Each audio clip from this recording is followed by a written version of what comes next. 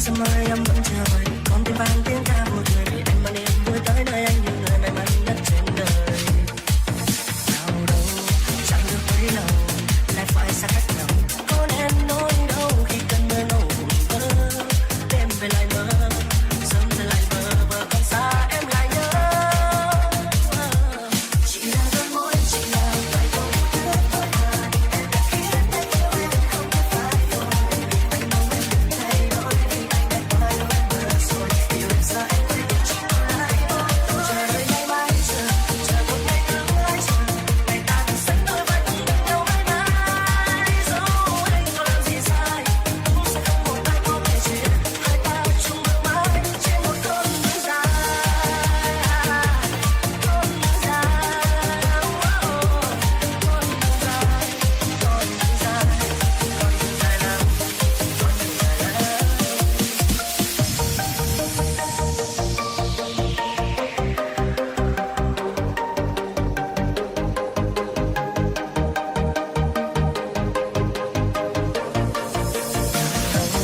Chẳng được bấy lâu, lại phải xa cách nhau.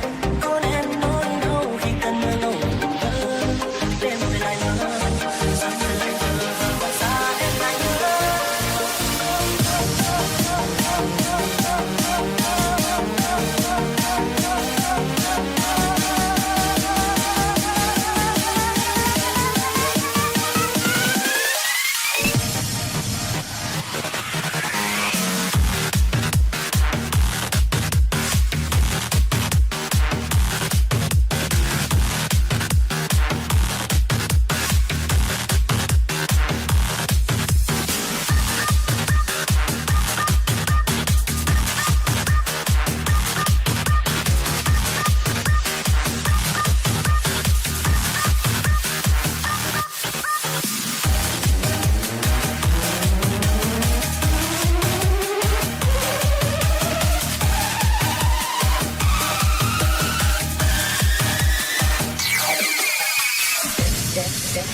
Một, hai, ba, bốn, năm, sáu, bảy ngày trôi đi. Em giờ còn nhớ về anh, nhớ về ai? Bao ngày từng ngày khi anh không có em bên cạnh, anh cảm thấy rất giá lạnh. Làm sao cho em hiểu hiện hữu khi mình còn ở bên nhau? Still Wednesday, Thursday, Friday, Saturday, Sunday, okay, oh wait. Chẳng thể nào nghĩ về em hay nghĩ về ai. Nỗi buồn thì anh không thể đến, nỗi nhớ em thì lại càng tăng thêm. Một nhau đâu mà không thể đến, phải làm sao khi không em mỗi đêm? Chỉ là đôi môi, chỉ là vài câu thứ thôi mà em đã khiến anh yêu em không thể phải rồi. Anh mong em đừng thay đổi vì anh đã quá yêu em vừa rồi. Yêu em xa em quanh anh thấy chỉ tốn mong tôi. Chờ đợi ngày mai chờ, chờ một ngày tương lai chờ. Ngày ta đã sánh đôi vai cùng bên nhau mãi mãi. Dẫu anh có làm gì sai, cũng sẽ không một ai có thể chia hai ta chung bước mãi trên một con đường dài.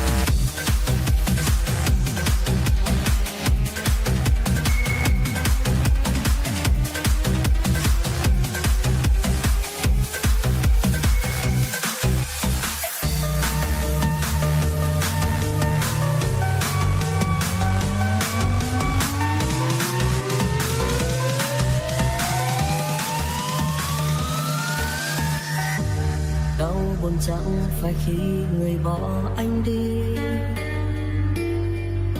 vì khi yêu thương phôi phai anh biết làm gì. Chuyện đến xa đến chẳng như ta vẫn nghĩ, lời kết thúc vội những phút giây thường đau buồn chẳng phải khi người quên thương anh. Thời gian qua mình mang theo ký ức ngày nào, cuộc sống tiếp diễn như em bên người khác.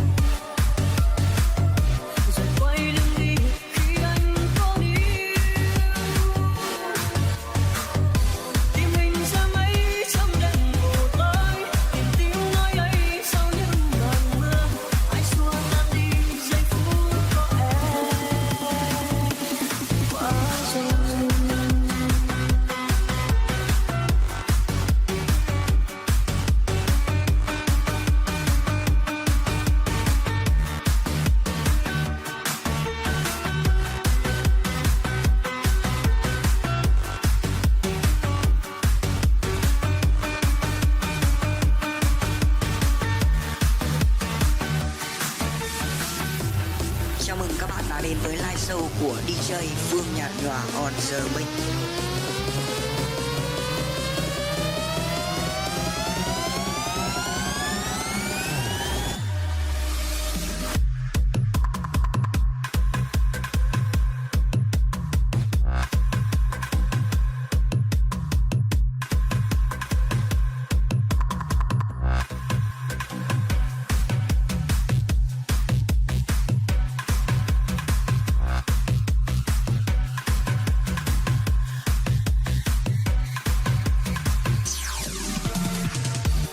Nhưng anh đau khi em giơ cánh tay, rồi quay lưng đi khi anh có níu. Tìm hình dáng ấy trong đêm mùa ơi, tìm tiếng nói ấy sau những màn mưa. Ai xua tan đi giây phút có em qua rồi.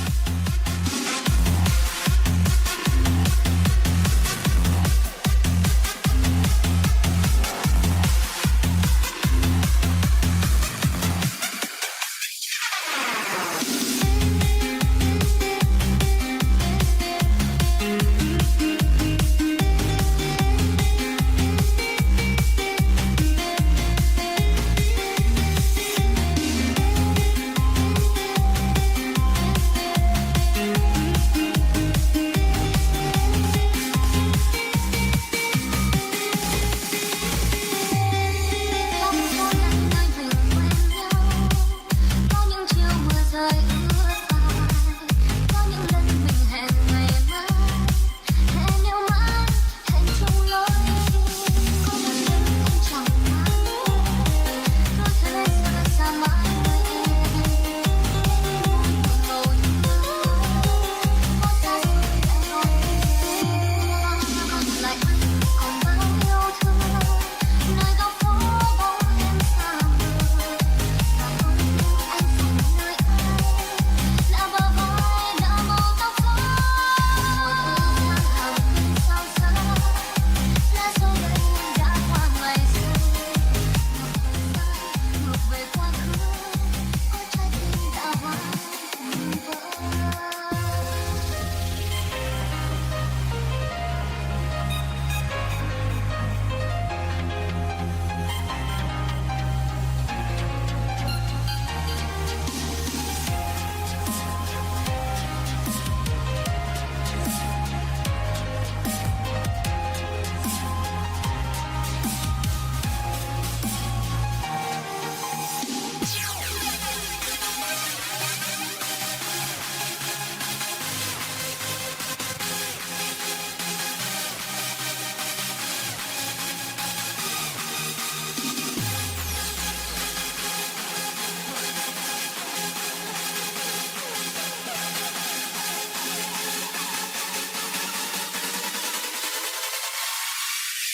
Let me hear the fucking bass.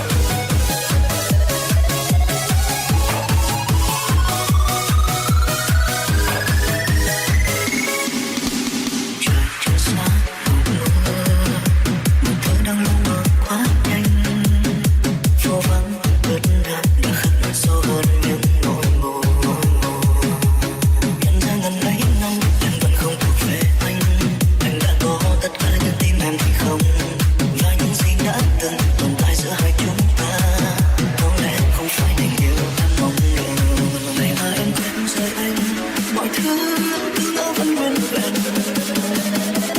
Nhưng thật ra thật sự trong lòng anh thì bóng người đã tận. Nếu đang yêu nhau chỉ cần nhìn nữa sẽ nhớ nhau hơn. Thế nhưng sao chia tay lại sợ giọt nước thấm đẫm cô đơn. Cứ phải nghĩ hoài giờ ai kia đang ở đâu và đang vui như thế nào. Có ai chỉ có một người mà không ghét những cơn mưa. Lý do chia tay là gì chẳng còn ý nghĩa cho ai. Khi người ở lại chờ đắm không biết tất cả chỉ muốn tin chính mình.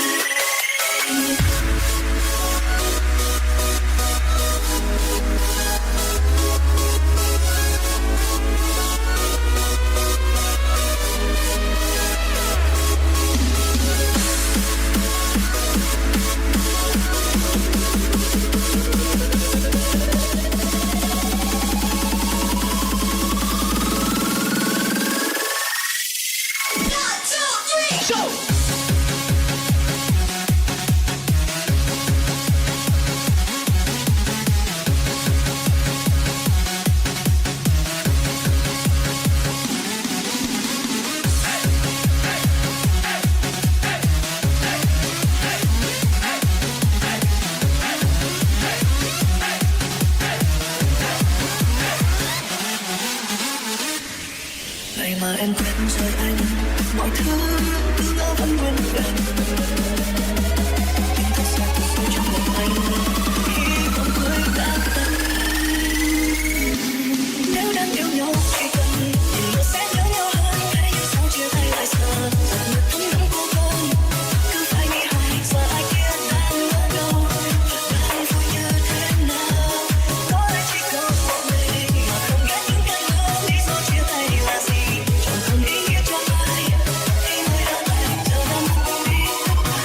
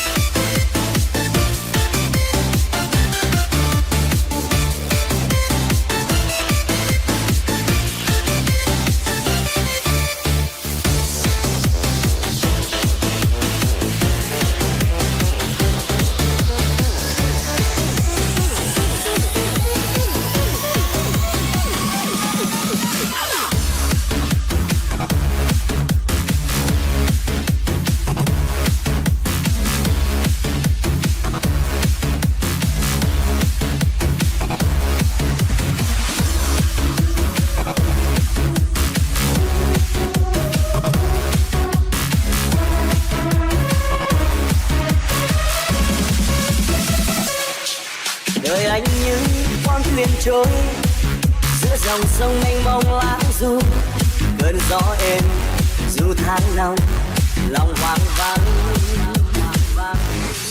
Rồi hôm nay không làm mơ, vòng tay em du anh làm thơ, biết mong chờ anh biết bây giờ anh đã yêu. Thuyền anh trôi trên sông tìm em đã cho anh giây phút sao động. Người ơi cho anh được yêu, cho anh được có em. Người yêu ơi anh như người say, em có hay em là bến đeo rừng. Người ơi xin em đừng đi, xin em đừng hững hờ. Ôi tình yêu.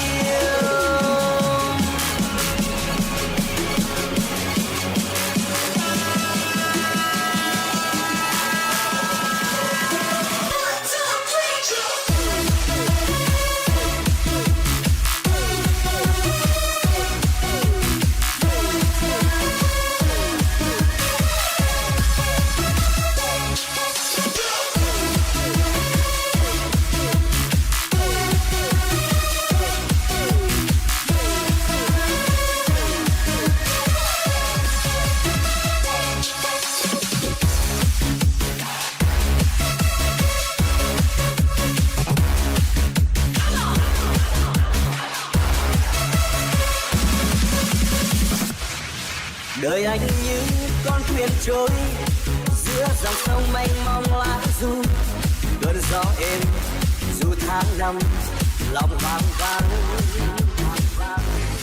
Rồi hôm nay không làm mơ, vòng tay em du anh làm thơ, biết mong chờ anh biết bây giờ anh đã yêu.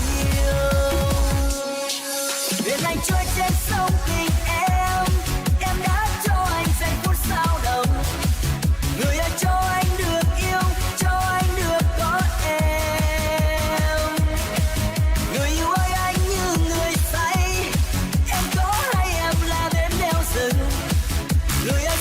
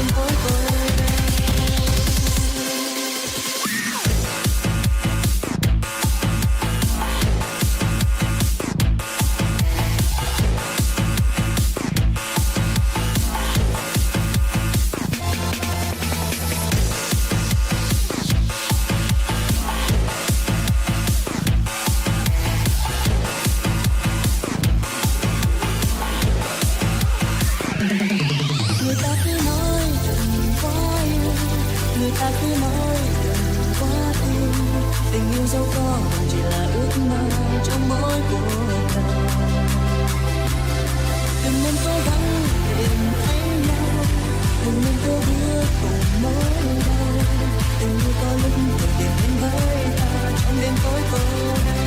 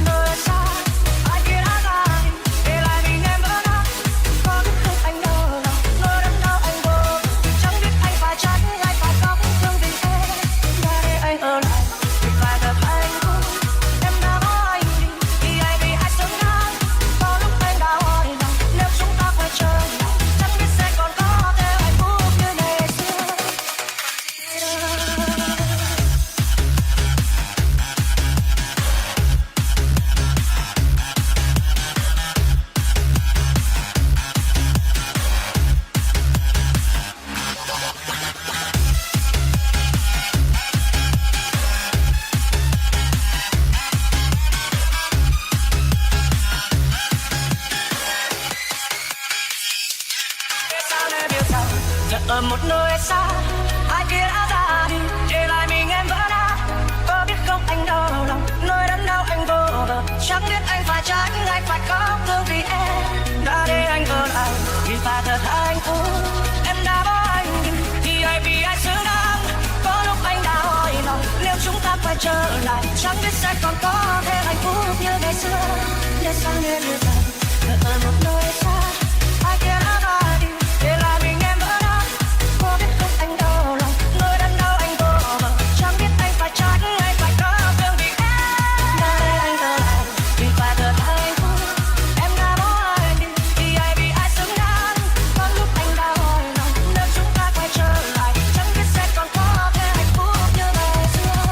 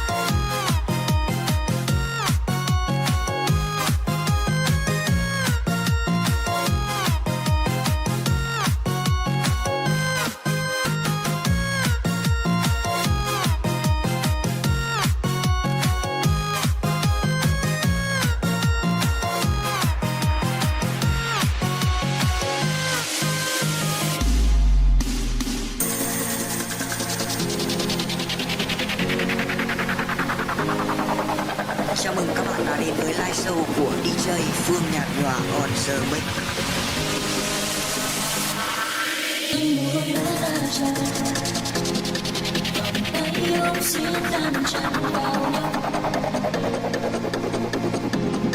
Anh chỉ ước em ơi là của anh, nhưng dù vẫn không thay đổi, em rồi đã ngộ nhận bên cạnh em này vẫn không phải là anh đã nói nhưng anh không thấy ra rồi, có lẽ ta chỉ là khi không thể.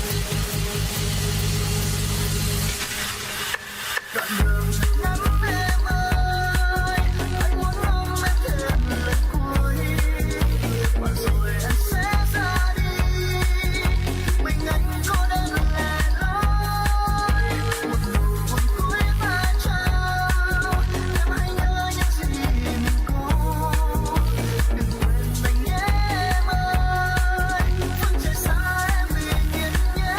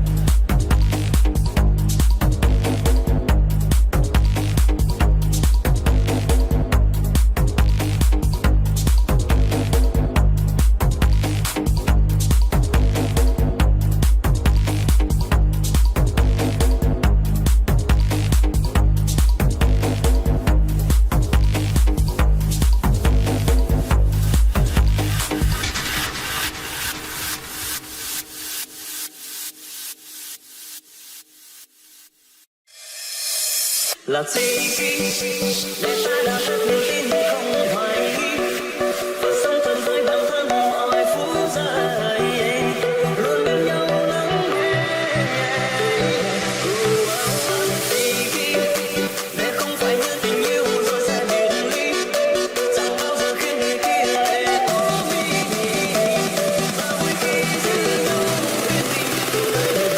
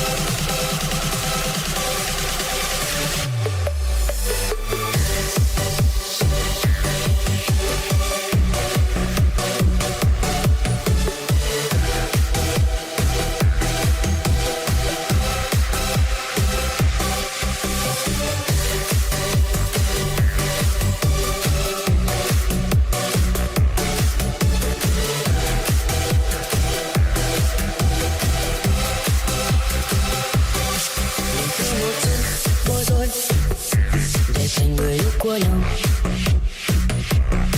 mình chưa khoảnh khắc say đắm để cùng hẹn ước với nhau. Dù vậy cuộc đời đã hào phóng với ta, dành tặng một người quá hiểu thấu trái tim, giống như ta được cả thế gian. Thật tuyệt vời khi bên ta có một người mang tên là gì để ta đã hết niềm tin không hoài nghi và sống thầm với bản thân mọi phút giây luôn bên nhau lắng nghe.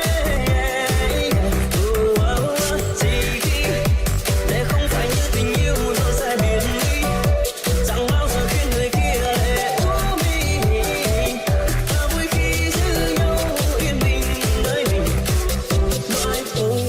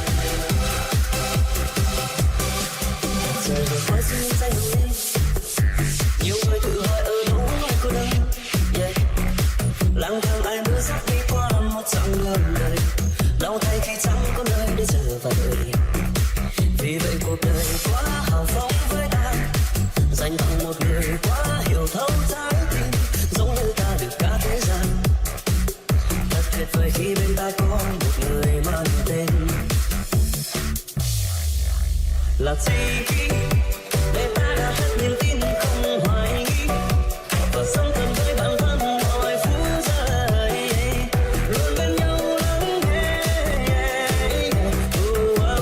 gì khi để không phải như tình yêu rồi sẽ biệt ly chẳng bao giờ khiến người kia để úa mi ta vui khi giữ nhau yên bình nơi mình nói thôi.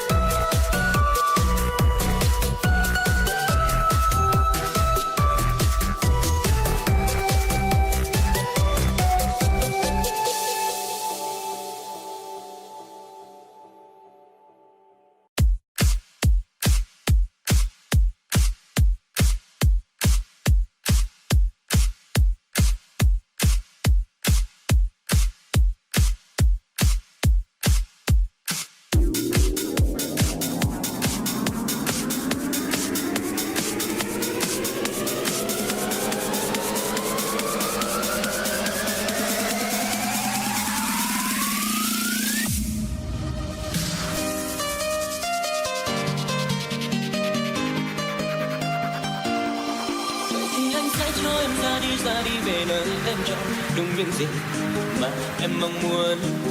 Vì mình cũng đã chia tay bao lần xong rồi mình lại quay lại nên hai ta tình yêu cũng nhạt phai. Đừng nên cố gắng bên nhau yêu nhau để rồi mình phải đau khổ. Hay em nhớ mình chia tay nhé. Dù một trong hai ta đến hôm nay có thể còn yêu nhau nhiều nhưng ta đừng làm khổ nhau, đừng vô ý.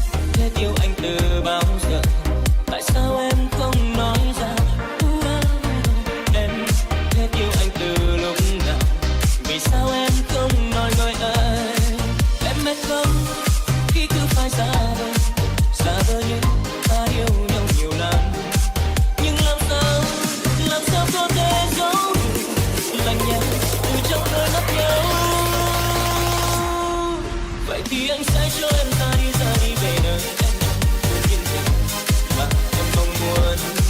Vì mình cũng đã chia tay bao lần xong rồi mình lại quay lại nên hai ta tình yêu cũng nhạt phai. Đừng nên cố gắng bên nhau yêu nhau để rồi mình phải đau khổ. Hay em đã mình chia tay nhé. Dù một trong hai ta đến hôm nay có thể còn yêu nhau nhiều nhưng ta đừng làm khổ nhau, đừng vô yêu.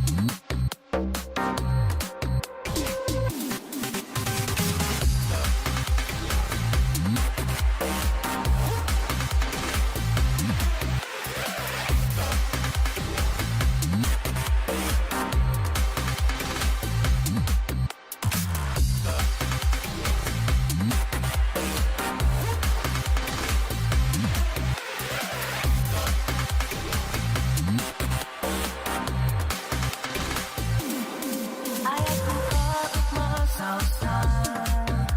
Đừng muốn thay đổi cuộc sống này, ai ai cũng muốn bước đi mình thành công dù chỉ một lần.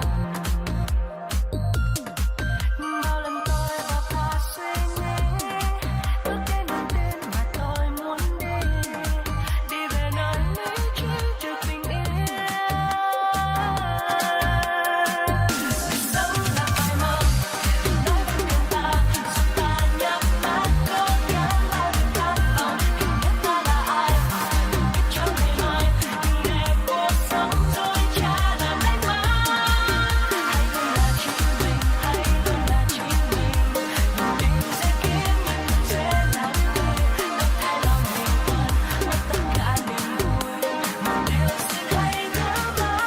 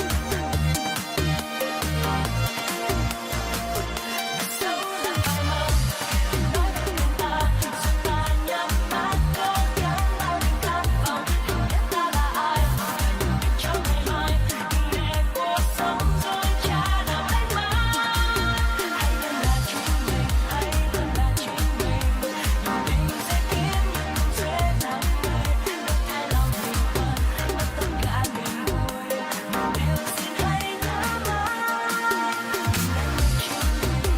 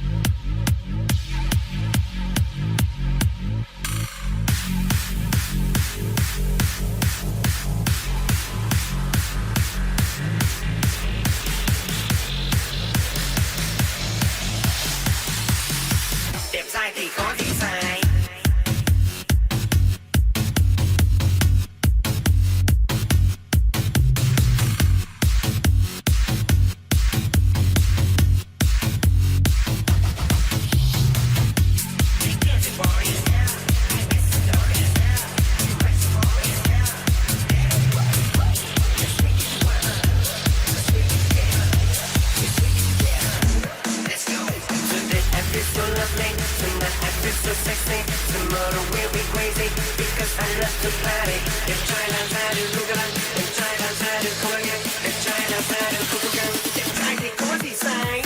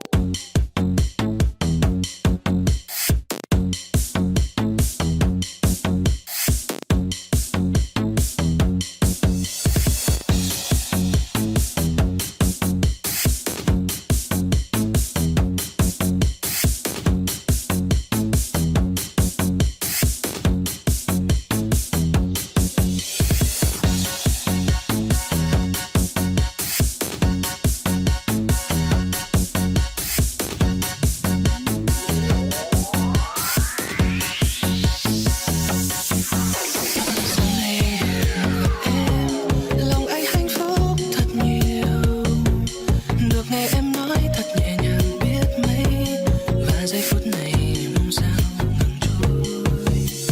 Đã bao thời gian anh mơ được nhìn em hé nụ cười. Người ơi em có hiểu được anh không? Lòng anh thấm thề yêu em nhiều lắm.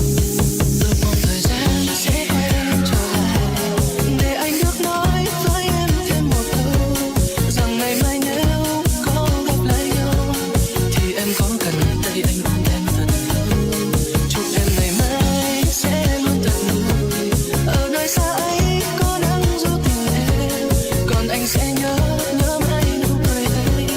Chờ nghe những lời yêu thương chiều nay.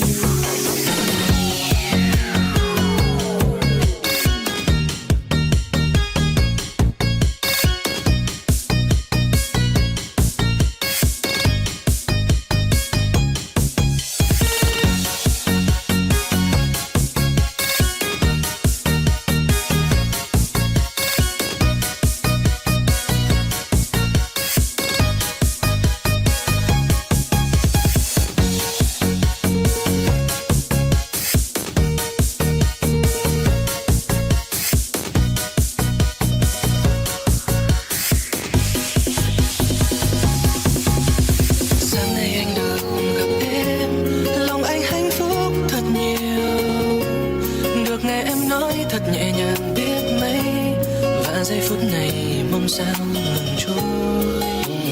Đã bao thời gian anh mơ được nhìn em hé nụ cười. Người ơi em có hiểu được anh không? Lòng anh thẫn thờ yêu em nhiều. Mong thời gian sẽ quay trở lại để anh được nói với em thêm một câu rằng ngày mai nếu có gặp lại nhau thì em có cần tay anh ôm em thật lâu. Chúc em ngày mai sẽ luôn thật vui. Ở nơi xa ấy có nắng du tình em, còn